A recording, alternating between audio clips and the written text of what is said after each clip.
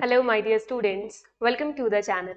जैसा कि आपको पता है, हमारे चैनल पे चल रही है क्वेश्चन एंड आंसर सीरीज, जिसमें हम कवर करते हैं integrated case scenario and test your understanding के क्वेश्चंस। तो आज की वीडियो में आप देखेंगे चैप्टर नंबर 11 SAE यानी स्टैंडर्ड्स ऑन एश्योरेंस एंगेजमेंट पे जो भी इंटीग्रेटेड केस सिनेरियो है वो, और उसके अलावा टेस्ट योर अंडरस्टैंडिंग के क्वेश्चंस। तो फर्स्ट ऑफ ऑल आप आ जाइए इंटीग्रेटेड केस सिनेरियो, आपका है पेज नंबर 11.31 पे। तो देखिए, सबसे पहले आपको हमारा रूल पता है कि हम केस स्टडी को पढ़ने से पहले देखते हैं कि क्वेश्चन क्या है। हो सकता है आपका केस स्टडी बिना क्वेश्चन पढ़े ही सॉल्व हो जाए। तो देखते हैं पहला। First is whose responsibility is to list out assumptions whose responsibility is to list out assumptions underlying prospective financial information। यानी prospective financial information किस assumptions के बेस पर बनी है, उसको लिस्ट आउट करने की रिस्पॉन्सिबिलिटी किसकी रहती है। तो ये हमें पता है कि ये रिस्पॉन्सिबिलिटी होती है आपके मैनेजमेंट की। उसके बाद में second question is which of the following statements is most appropriate regarding use of prospectus financial information to be included in such a report। यानी इन स्टेटमेंट्स को पढ़ना है, इनमें से जो एप्रोप्रिएट है वो आपको चूज करनी है। तो पढ़ते हैं। First of all, option number A, intended use of projection is required to be disclosed. It is further necessary to caution the user regarding inappropriateness of projection for other purpose। हमें पता है कि इस तरीके की रिपोर्ट में आप बताते हैं कि किसके यूज के लिए बनाई गई है, और दूसरी चीज आप बताते हैं कि जो प्रोजेक्शंस है या assumptions है उनके बारे में। जब आप ये मेंशन करेंगे कि ये आपने किनके लिए बनाई, यानी इंटेंडेड यूज किसका था, वो लिखेंगे। उसके बाद में हम ये भी मेंशन करते हैं that it is not suitable for other purpose और अदर यूज। तो दोनों चीजें मेंशन करनी होगी। इस हिसाब से मुझे फर्स्ट ऑप्शन करेक्ट लग रहा है, that intended use of projection is required to be disclosed. Perfect. Second thing is necessary to caution the user regarding inappropriateness of projection for other purpose. ये हमने जिनके लिए यूज में बनाई है उन्हीं के लिए है, केवल अदर पर्पस के लिए सुटेबल नहीं है, ऐसा ही हम लिखते हैं। उसके अलावा बाकी के ऑप्शंस को अगर हम रीड भी करें तो आप देखेंगे ऑप्शन नंबर बी बोल रहा है डिस्क्रिशनरी टू स्टेट, यानी आपकी मर्जी है, आप स्टेट करना चाहें तो और नहीं करना चाहें तो ऐसा नहीं होता है। It is must to be stated. ठीक है। थर्ड थिंग इज ये बोल रहा है आप इंटेंडेड यूज तो बता देंगे, केवल आप क्वेश्चन नहीं देंगे या फिर आप अलर्ट नहीं करेंगे यूजर को कि अदर पर्पस में यूज नहीं की जा सकती। तो ये गलत है, क्योंकि आप दोनों बातें लिखेंगे, किसके यूज के लिए है और बाकियों के यूज के लिए इनएप्रोप्रिएट है। इसके साथ आपका सेकंड नंबर एमसीक्यू हो चुका है। इसका ऑप्शन ए है correct answer. Third is what should be the language of such an unmodified assurance report regarding underlying assumption. देखो, अगर आपको अंडरलाइंग अजम्पशंस यानी जिन अजम्पशंस के बेसिस पे ये फोरकास्टिंग हुई है उनके बारे में अनमोडिफाइड एश्योरेंस देना है तो आप कैसे देंगे। तो सबसे पहले मैं आपको लेकर चलती हूँ जहां आपको इसका आंसर मिलेगा वहां पे। तो आप देखिए, आपको दिए होंगे कंटेंट ऑफ रिपोर्ट्स, उसके अंदर आपको ये क्लियरली मेंशन किया है। SAE 3400 से रिलेटेड है ये क्वेश्चन, क्योंकि प्रोस्पेक्टिव फाइनेंशियल इंफॉर्मेशन का है तो हमें ये आइडेंटिफाई कर लिया कि ये SAE 3400 के लिए है। अब देखो, यहाँ पे आपके कंटेंट में लिखा है that statement of negative assurance as to whether the assumptions are reasonable for the prospective financial information। आपको नेगेटिव एश्योरेंस देनी है। ये पॉइंट यहाँ पे आपको कैच ही करना पड़ेगा, अदरवाइज ऐसा हमारा दिमाग में आ ही नहीं सकता दैट अनमोडिफाइड आप ओपिनियन देना चाहते हैं, उसमें भी आप नेगेटिव एश्योरेंस देंगे। तो इसका आपका आंसर हो जाएगा, देखिए, ऑप्शन नंबर बी। रीड करते हैं ऑप्शन नंबर बी में क्या लिखा है। negatively worded and suggest assumptions are not on a reasonable basis। देखो, आपके मॉड्यूल में इसमें यही आंसर दिया है, तो अभी के लिए आप इसी को आंसर समझिए। नेगेटिवली वर्डेड है ये तो चीज मुझे समझ आती है, बट अगर अनमॉडिफाइड एश्योरेंस रिपोर्ट देनी है तो फिर ऐसा क्यों कहा जा रहा है कि assumption are not on reasonable basis। इसका पता लगते ही आप को मैं कमेंट में डाल दूंगी, आप पिंड कमेंट चेक कर सकते हैं। Next is fourth number MCQ, which of the following statement is most appropriate regarding the examination of prospective financial information. यानी जब भी हम किसी चार्टर्ड अकाउंटेंट को अप्रोच करते हैं प्रोस्पेक्टिव फाइनेंशियल इंफॉर्मेशन के रिगार्डिंग एग्जामिनेशन के लिए, तब वो क्या क्या चीजें चेक करता है, उन्हीं के बारे में ये स्टेटमेंट्स है। पहला option, accuracy of projection is vouched. तो मैं आपको बता दूं, SAE 3400 के अकॉर्डिंग केवल इतना देखना होता है कि मैनेजमेंट ने जो अंडरलाइंग अजम्पशंस है, जिन अजम्पशंस के बेसिस पे फोरकास्टिंग की है, वो अजम्पशन रीजनेबल है या नहीं है, ये देखना होता है। प्रोजेक्शन की एक्यूरेसी को कभी वाउच कर ही नहीं सकते और करना भी नहीं होता है। तो ये ऑप्शन आपका गलत है, ऐसा कुछ भी नहीं कहता है SAE 3400। दूसरा, projection can go haywire, it depends upon the professional judgement, ऐसा कुछ भी नहीं पढ़ा था हमने। थर्ड वाला है accuracy of projection is not at all vouched, it is perfect, क्योंकि एक्यूरेसी आप वाउच नहीं करते हैं in an insurance report on prospective financial information. तो आपका करेक्ट आंसर हो जाएगा सी, जिसका रीजन मैंने आपको बता दिया। फिर आपका फोर्थ नंबर क्वेश्चन बोलता है MCQ, that which of the following statement is most appropriate regarding UDIN. तो देखो, आपके एश्योरेंस रिपोर्ट्स में यूडिन की रिक्वायरमेंट मस्ट है। तो क्योंकि प्रोस्पेक्टिव फाइनेंशियल इंफॉर्मेशन पे भी हम एश्योरेंस लेने के लिए चार्टर्ड अकाउंटेंट को अप्रोच करते हैं, उसी के लिए हम स्टैंडर्ड ऑन एश्योरेंस एंगेजमेंट 3400 लगाते हैं। तो UDIN is mandatory in such type of reports. So first हो जाएगा आपका option number A will be correct. तो इसी के साथ आपका इंटीग्रेटेड केस सिनेरियो कंप्लीट हो गया। अब आ जाइए टेस्ट योर अंडरस्टैंडिंग के क्वेश्चन नंबर फर्स्ट पे। तो आपके टेस्ट योर अंडरस्टैंडिंग की क्वेश्चन नंबर फर्स्ट में क्या लिखा है देखते हैं। A company has approached chartered accountant Hemant for an assurance report in respect of prospective financial information.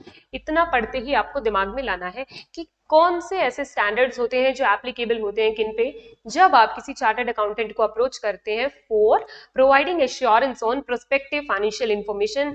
तो हमने इतना पढ़ा, हमारे दिमाग में आया SAE 3400 and it is all about chapter number 11 of CA final audit। इतना पढ़ने के बाद में आगे का क्वेश्चन देखते हैं। On going through the project details it is notice that depreciation reflected on proposed fixed assets to be acquired in prospective financial statements या information has been calculated in accordance with the provision of income tax act. No disclosure is made in respect to how the matter should be proceeded with. यानी कि इस project के details को पढ़ने के बाद आपने नोटिस किया कि जो डेप्रिसिएशन है वो according to income tax act calculate हुआ है और उससे रिलेटेड कोई डिस्क्लोजर नहीं दिया गया। तो आप कैसे पता लगाएंगे या इसके बारे में आगे कैसे प्रोसीड करेंगे। यहाँ पे क्वेश्चन पढ़ के आपको नई बात क्या मिली, तो देखो, वो कंपनी थी तो उसने अपनी बुक्स के अंदर या अपनी फाइनेंशियल इंफॉर्मेशन के अंदर depreciation as per companies act 2013 करना चाहिए था, लेकिन इन्होंने इनकम टैक्स एक्ट के प्रोविजन को फॉलो करके डेप्रिसिएशन दिखाया है और उसके बाद में कोई डिस्क्लोजर भी नहीं दिया। तो क्या करना चाहिए देखते हैं आंसर में कि आगे कैसे प्रोसीड किया जाए।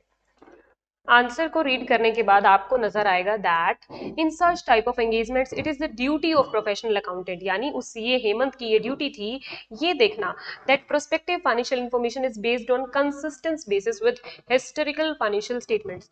यानी जो प्रोस्पेक्टिव फाइनेंशियल इंफॉर्मेशन प्रेजेंट की जाती है वो हिस्टोरिकल फाइनेंशियल इंफॉर्मेशन के साथ में कंसिस्टेंट होनी चाहिए, दोनों में सिमिलर पॉलिसीज यूज की जानी चाहिए। तो अगर कंपनी ने रिक्वायरमेंट्स ऑफ कंपनीज एक्ट के अकॉर्डिंग डेप्रिसिएशन कैलकुलेट किया है, तो अगर गिवन सिचुएशन में वो उससे डेविएट होती है और अब इनकम टैक्स एक्ट के अकॉर्डिंग करती है, तो इसका मतलब है दोनों तरह की इंफॉर्मेशन हिस्टोरिकल और प्रोस्पेक्टस आपस में कंसिस्टेंट नहीं है, therefore it is not proper.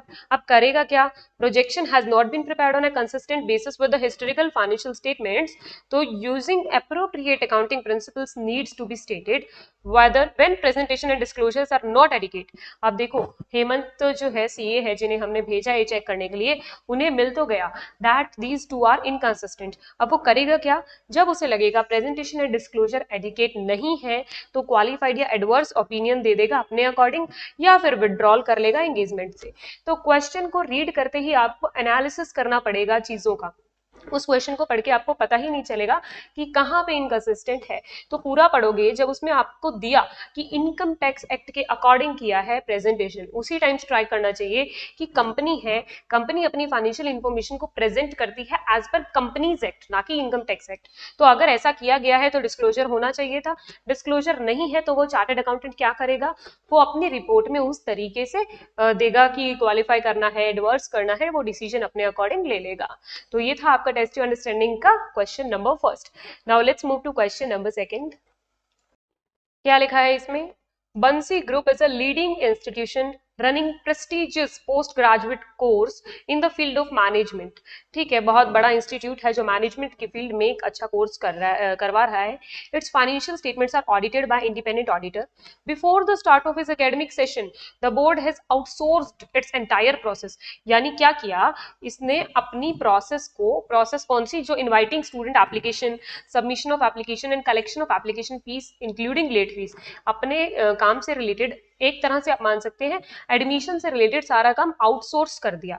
Outsource कर सुनते ही आपके दिमाग में आना चाहिए सर्विस ऑर्गेनाइजेशन, ठीक है, सर्विस एंटिटी, यूजर एंटिटी, ये कॉन्सेप्ट्स हमारे दिमाग में आने चाहिए और ये आना चाहिए कि ये कौन से स्टैंडर्ड और इंश्योरेंस से रिलेटेड है। तो आपको याद करवा दूं, आपका SAE 3402 था, एक आपका ऐसे था। इन दो जगह हम ऐसी बात करते थे कि सर्विस वाला जो ऑर्गेनाइजेशन है वो है, यूजर एंटिटी है, किस तरीके से ये अपने एक दूसरे के ऑडिट वगैरह यूज करते हैं। तो देखो, the auditors of Bansi group want to be sure about the design and operating effectiveness of controls at Easy Solutions Limited. आपने अपना काम आउटसोर्स किया तो आपको इंटरेस्ट रहेगा कि सामने वाला जब हमारे काम को परफॉर्म कर रहा है तो उसके यहाँ पे इंटरनल कंट्रोल्स कैसे हैं, whether they are operating effectively और not. So what should be the nature of the report to be provided by auditor of easy solutions specifically for the use of Bansi group? यानी आपने जिसे outsource किया उस सामने वाले के auditor की रिपोर्ट का नेचर कैसा होना चाहिए अगर वो बंसी ग्रुप के लिए बनाए तो, या उनकी हेल्प के लिए बनाए तो देखते हैं इसमें किस तरीके की रिपोर्ट आपकी यूज आएगी। तो इसके सॉल्यूशन में देखो, in such a case auditor of Bansi group want to be sure, सही बात है, अगर हमने कोई आउटसोर्सिंग की भी है तो हमारे ऑडिटर जब हमारे सिस्टम को चेकआउट करेंगे तो ये जानना चाहेंगे about the design and operating effectiveness of control of the organisation which is providing services to their client. यानी कि बंसी ग्रुप को जो सर्विसेज प्रोवाइड कर रहे हैं उनके यहाँ पे कंट्रोल कैसे हैं, इस बात को कौन जानना चाहेगा, ऑडिटर ऑफ बंसी ग्रुप्स। तो कौन सी रिपोर्ट लगेगी यहाँ पे, type 2 report is a report on description, design and operating effectiveness of controls. तो ऐसी रिपोर्ट होती है टाइप 2। इस क्वेश्चन में आप दोनों रेफरेंस दे सकते हैं, SAE 3402 का भी रेफरेंस दे सकते हैं, उसके बाद में जो आपका स्टैंडर्ड इनसे रिलेटेड है उसका भी रेफरेंस दे सकते हैं। ठीक है, आप देखो, Auditor of Easy Solution Limited should provide such a report giving assurance on these matters. Obviously, अगर आपको सामने वाले जो ऑर्गेनाइजेशन है, सर्विस एंटिटी है, उसके बारे में आपको चाहिए एश्योरेंस, चाहिए उसके इंटरनल कंट्रोल्स के बारे में, तो उनका ऑडिटर प्रोवाइड करके देगा आपको और ये डिटेल्स देगा दैट उनके टेस्ट ऑफ कंट्रोल्स में कुछ प्रॉब्लम है या नहीं है। तो बिल्कुल सिंपल सा क्वेश्चन था ये। इसके अंदर क्या था, ये बंसी ग्रुप थे, ये एक ग्रुप ऑफ, एक टाइप का इंस्टीट्यूट है जो कोर्स करवाता है। उसके बाद में इन्होंने किसकी सर्विसेज अवेल करी, इजी सॉल्यूशन लिमिटेड की सर्विसेज अवेल की।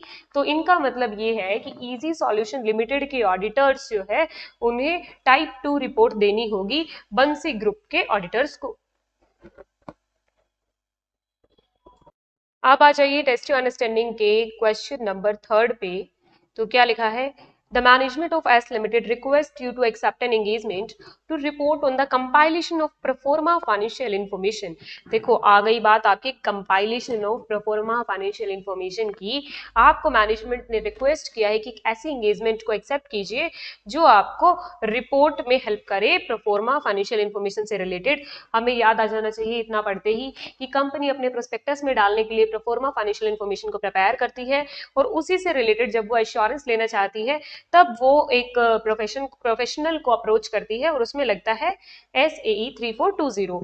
तो आपको कौन कौन से फैक्टर्स कंसीडर करने होंगे इस तरीके की एंगेजमेंट को एक्सेप्ट करने से पहले। So what factors you will consider regarding the company acknowledging and understanding its responsibility in the matter before accepting the engagement.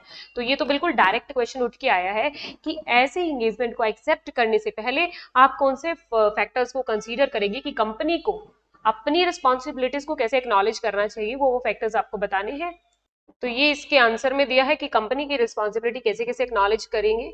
तो क्या रिस्पॉन्सिबिलिटी है कंपनी की कि adequately disclose and describe the applicable criteria to intended user. कौन से criteria पे based आपने ये डिस्क्लोजर्स दिए हैं वो इंटेंडेड यूजर को बताइए, कंपाइलेशन कीजिए on the basis of applicable criteria. Okay, then provide the practitioner with, अब जो प्रैक्टिशनर जिसको आपने इंश्योरेंस प्रोवाइड करने के लिए अप्रोच किया है उसे सब कुछ दीजिए, एक्सेस टू ऑल इंफॉर्मेशन। दूसरा, such records, documents, material relevant to evaluate whether the pro forma financial information has been complied in all material aspects as per applicable criteria। हमें बिल्कुल रिस्पॉन्सिबिलिटीज लिखनी है। तो क्या रिस्पॉन्सिबिलिटी है, प्रैक्टिशनर को सारे डॉक्यूमेंट्स रिकॉर्ड्स दे दो, उसके अलावा एडिशनल इन्फॉर्मेशन जो वो मांगे वो प्रोवाइड कर दो। तो उसके अलावा क्या देंगे आप, access to those within the entity and entities advisers. तो प्रैक्टिशनर को उन लोगों का एक्सेस दे दो जो एंटिटी के अंदर है या एंटिटी के एडवाइजर्स है जो हेल्प कर सकते हैं एविडेंस ऑब्टेन करने में, तो उनको एक्सेस दे दो। And next is when needed the purpose of engagement access to appropriate individuals when the acquiree is in a business combination. तो बिजनेस कॉम्बिनेशन के केस में उन्हें जिन भी एप्रोप्रिएट इंडिविजुअल का एक्सेस चाहिए उनका एक्सेस प्रोवाइड करवा दीजिए। मैं कहूंगी बिल्कुल डायरेक्ट क्वेश्चन उठ के आया है। अगर आपने नोट्स को अच्छे से पढ़ा होगा तो आपको पता लगेगा दैट क्या रिस्पॉन्सिबिलिटीज आपको यहाँ पे मेंशन करनी थी। तो इसी के साथ में चैप्टर नंबर 11 के टेस्ट टू अंडरस्टैंडिंग के तीनों क्वेश्चन हमने डिस्कस किए, इंटीग्रेटेड केस सिनेरियो डिस्कस किया। तो आपको पता चला होगा कि किस अप्रोच से आपको एग्जाम में क्वेश्चन सॉल्व करने हैं। तो आज के लिए इतना ही, मिलते हैं अगले वीडियो में। Good bye.